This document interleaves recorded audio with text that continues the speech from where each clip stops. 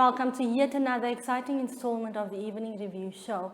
Now, before we go into our interview with the NUST spokesperson Nico Smit about the launch of the new campus at Anana on Thursday, let's have a look at headlines first.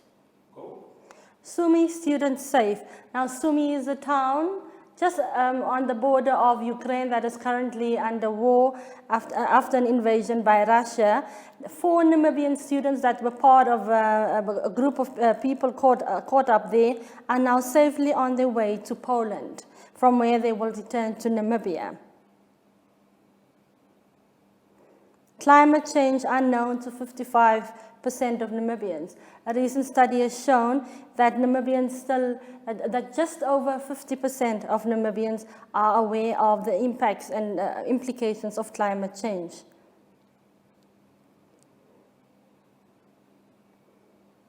Rape Amendment Bill tabled in Parliament. The Rape Amendment Bill was tabled in Parliament last week by Justice Minister Yvonne Dausab. It introduces stiffer sentences for those that are found guilty of raping, increasing the minimum from 5 to 10 years imprisonment for first-time offenders. Now, the Namibia University of Science and Technology is establishing a new campus at Anana in the Ohangwena region. We are speaking to the spokesperson of NUST, Mr. Nico Smit, to explain these details with us. Thank you for joining us, Mr. Smit. Good evening, Jemima, and thank you very much for the invitation and for having me. Mr. Smit, can you please run us through the significance of this new campus and the student capacity it will hold? Okay, so the significance of the campus is twofold. This is the first satellite campus of NUST that is being opened. And so this is obviously part of our strategic objectives to maintain a local presence, expand our national reach as well as our international footprint. Mm-hmm. Right. It's also contained in the Ohangwena Regional Development Plan as well as in the strategic mandate of the Ministry of Higher Education, Training and Innovation in terms of expanding access to higher education. Right. So there's that, and then secondly, it is significant because despite the Ohangwena region being I think the second most densely populated region in Namibia, yes, there are no higher education institutions present in that region. So this will also be, for us, it's our first satellite campus, but it is also the first higher education or university campus in the Ohangwena region. Now, Mr. Smit, congestion has been a great challenge here with the main campus in Windhoek. Do you anticipate that this new campus will help with the traffic flow? Students? Yes, Jemima, we do. So one of the reasons why, or one of the rationale for the establishment of the NUST Anana campus was that it would aid in reversing rural-urban migration, yes, right? And thereby it would alleviate some of the infrastructure pressure, not only on our campus in Windhoek, but also in the capital city itself. And I'm also happy to share with you that since we started opening the applications for study at the Anana campus in 2021, a significant number of students who were already then enrolled and registered with NUST, but who had indicated Windhoek as their campus or center of study, requested us to change it and for them to be transferred to the Anana campus. So yes, that was our expectation, and we are seeing this play out. Sorry, to come back to your earlier question, the campus has got seats for about, the facility that we will move into on Thursday, has got seats for about 470 people. However, if this is used on a rotational timetable basis, it can accommodate a maximum of 2,000 students. We do have a computer lab in place there as well as a small library. Also, just an additional piece of information, as of yesterday, we had approximately, I think, just under 240 students registered, and this is full-time, part-time, and distance students. And of course, we are registering students until the 11th of March, and so we do expect that this number will tick up slightly. Speaking about a computer lab, so what faculties will be based there, and how are you looking at introducing subjects? Are you going to start with specific disciplines and then expand in the future? Yes, so 3 of our 4 faculties will be present from the outset at the Inanna campus through the programs being offered there. These are the Faculty of Computing and Informatics, the Faculty of Engineering and Spatial Sciences, and then the Faculty of Commerce, Human Sciences, and Education. The Faculty of Commerce, Human Sciences and Education, they will have the largest contingent of programs running, no less than 16 at the undergraduate and the postgraduate level, and in total there will be about 26 programs running. So we've obviously looked at our capacity in Windhoek in terms of choosing the programs that we would offer there, and yes, we are looking to expand, right, on an annual basis. This campus, I'm sure you'll be aware, normally when universities have a satellite campus or they start a satellite campus, that particular facility has a niche focus area. Yes. So for us, the Inanna campus the niche focus area will be TVET, which is Technical and Vocational Education and Training. And so we will start with, amongst others, there's a number of TVET courses on offer. Mm-hmm. We are also, through our Faculty of Engineering and Spatial Sciences, offering our InSTEM, which is Introduction to Science, Technology, Engineering and Mathematics program, which is sort of like a bridging program. And these will be expanded. And just a bit of inside information also, we are planning that in about 2 or 3 years' time to be introducing at our Inanna campus our first Bachelor in TVET qualification. Wow. But more on that later. Okay. So there were talks that the campus would be renamed after the former Ohangwena regional governor, Usko Gama. What is the status on that renaming process? Okay. So, yes, I am aware that that there was a newspaper that there was a media report rather regarding that particular topic. What I can speak to is the process for naming how that works, right? Also, I want to confirm the campus has a name. It's the NUST Inanna campus. And how this process works is a proposal for that name, right, was made to our university's EXCO. Mm-hmm. EXCO then obviously deliberated upon that. They approved that. And EXCO then made a submission to the NUST Council, who in turn also deliberated, and they then took a resolution on the name, and that's how the name came to be, and that's how that process works, mm-hmm. or has worked rather. Okay. Now, NUST has come under fire heavily in the last few months over what many believe is the taken over of foreign lecturers, and that local lecturers have been left behind. Do you see this as an opportunity to absorb local professionals? So, from the outset, right, it is common for universities all over the world to have in their staffing complement a mix of international and local people, especially on the academic side of the institution. This is because universities are, by their nature, educating to an international standard, and this is part of what we refer to as the internationalization of education, right? I'm certain that you will be aware that we have advertised some vacancies for the Inanna campus. We expect the campus to be staffed by approximately 20 people. This is admin and academic. And I would imagine that, yes, there is opportunity for every qualified Namibian who meets the requirements to apply and potentially to be employed there. We do expect that those vacancies will be filled this year, though. Okay. Now, a major issue that has been a headache, I believe, for not only NUST, but the universities locally, was the huge student debt. How is NUST dealing with it right now, especially with NUSTFAF students? So last year, NUST and NUSTFAF renewed our cooperation agreement.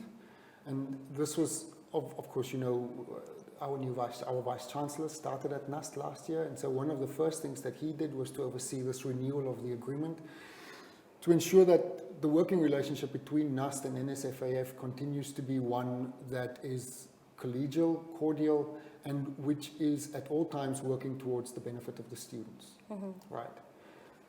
So that's the first point. Secondly, yes, student debt has historically been an issue for us. At present, we have about $80 million worth of debt, student debt, right? The majority of this is attributable to students who do not receive any form of funding. So I think as you would refer to them as private students, right?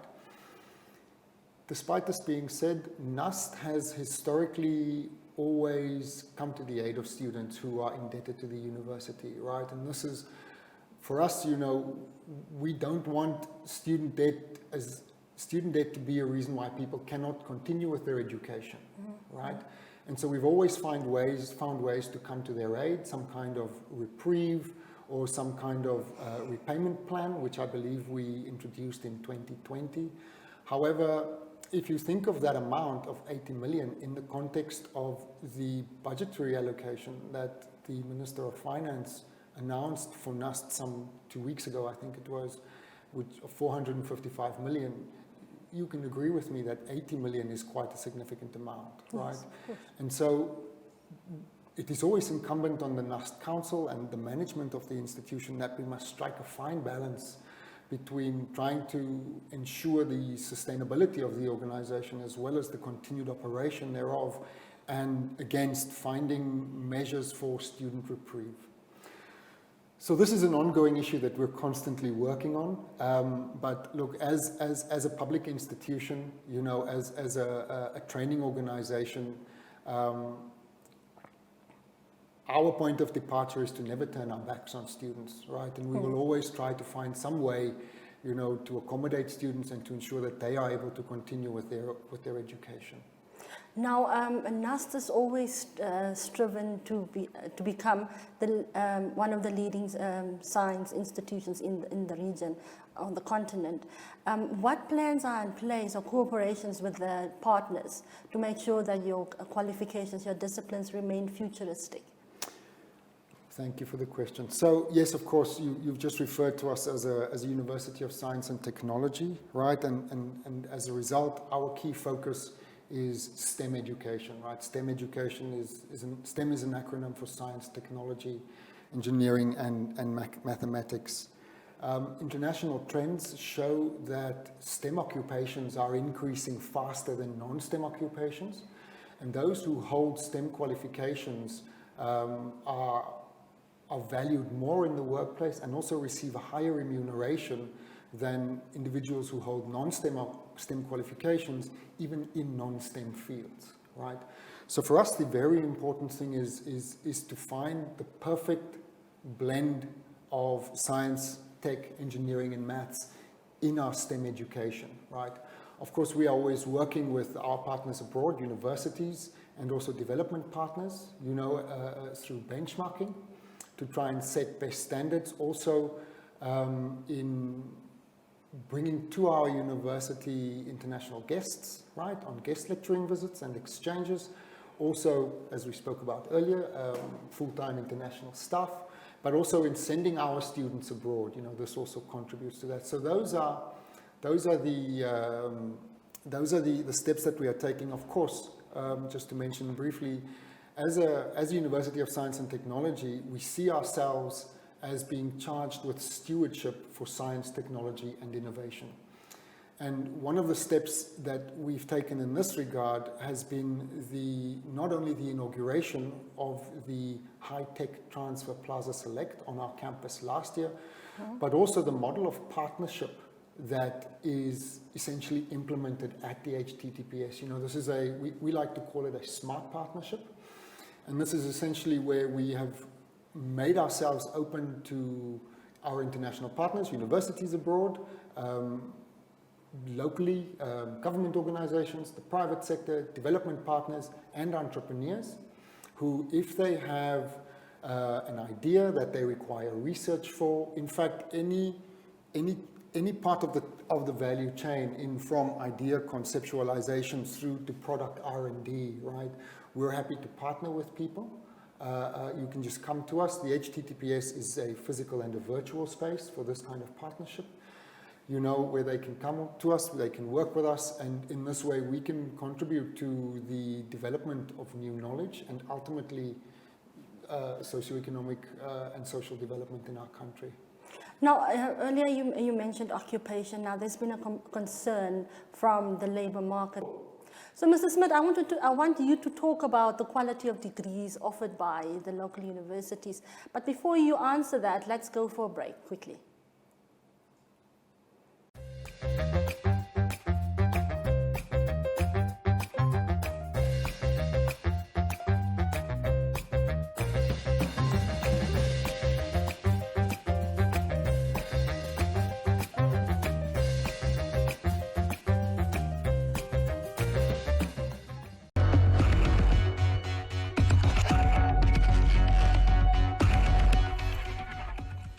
Now, welcome back.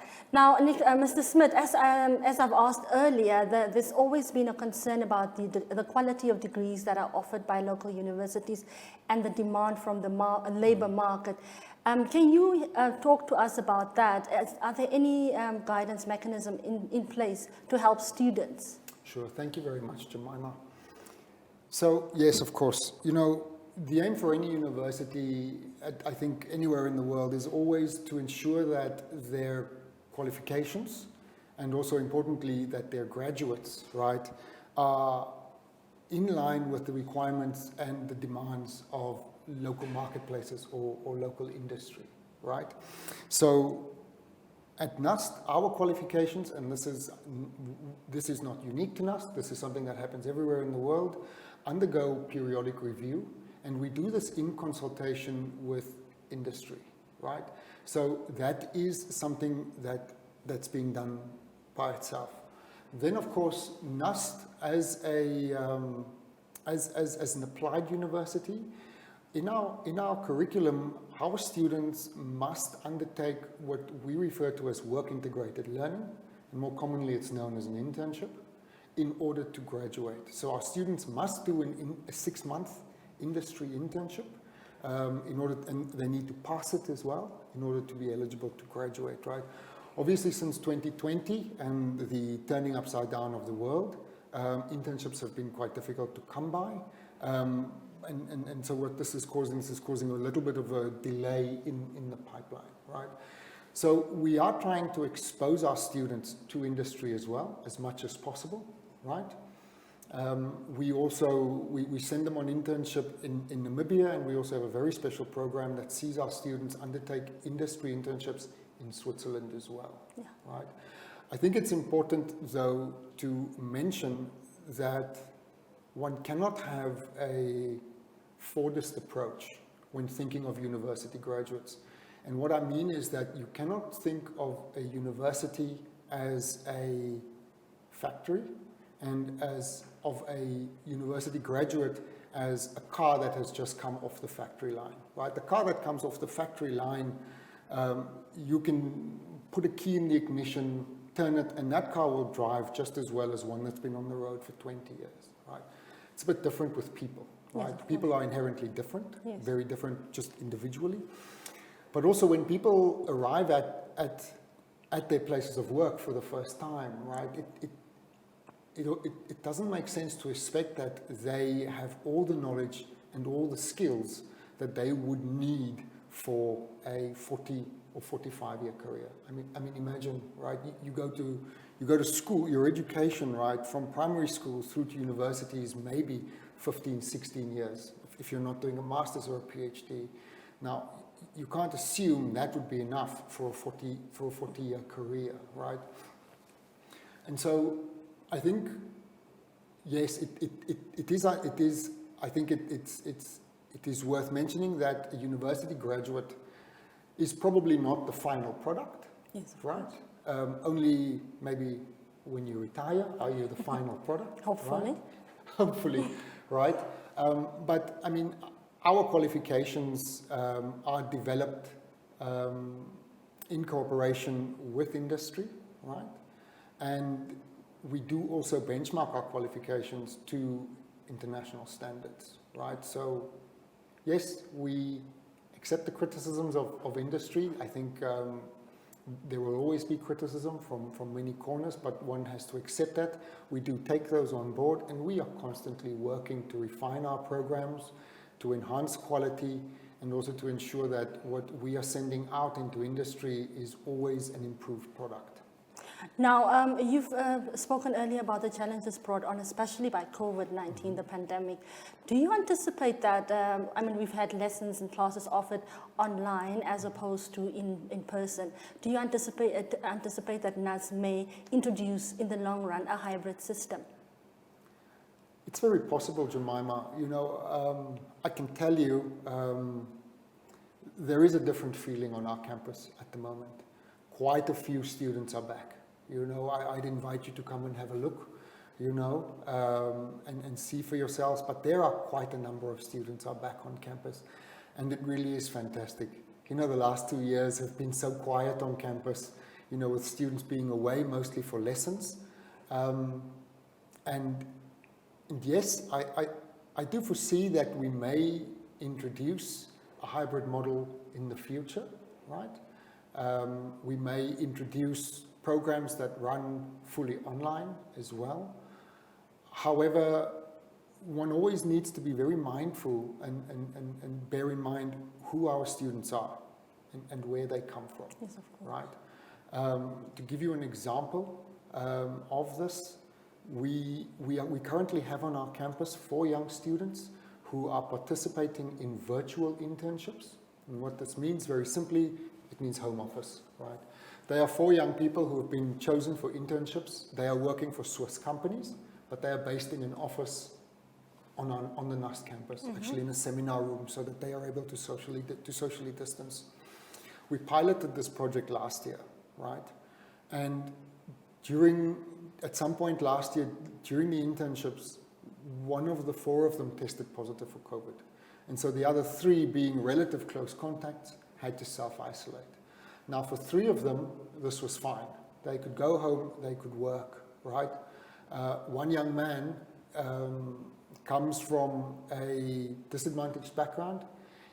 He at that time did not have electricity at home. So you can imagine working remotely for him. If he can't come to the office, he can't work. And so it meant a 10-day pause on his internship, right? And on work and on his work schedule, right? And so this is what I mean, right? We need to be mindful that for some students it may work well, and I assume students in Windhoek, but also only a select category of students in Windhoek, for whom the hybrid model works well. And then for those whom it will not be possible, and they would continue to need to attend university in person. But look, I enjoy having people around, right? It's great for us. University campuses should be vibrant places, right? I always feel so bad. My brother is currently a university student, and he's now in his 3rd year. He's had an entirely different university experience from the one I had, right? I had campus life. He's had home office, right? So personally, I'd like to have students back, but with advances in technology, it's very possible that we could move to a mode like that, or possibly even offer students that choice to say, how do you want to attend? Are you registering full-time in person? Are you registering full-time hybrid, part-time hybrid? Well, what is your mode that you choose? It's very possible, and I don't want to shut the door on any of those options. Of course. Thank you very much for an insightful interview, Mr. Smit. It's a huge pleasure. Thank you for the invitation and for having me. Thank you. Now, thank you for tuning in. Good night.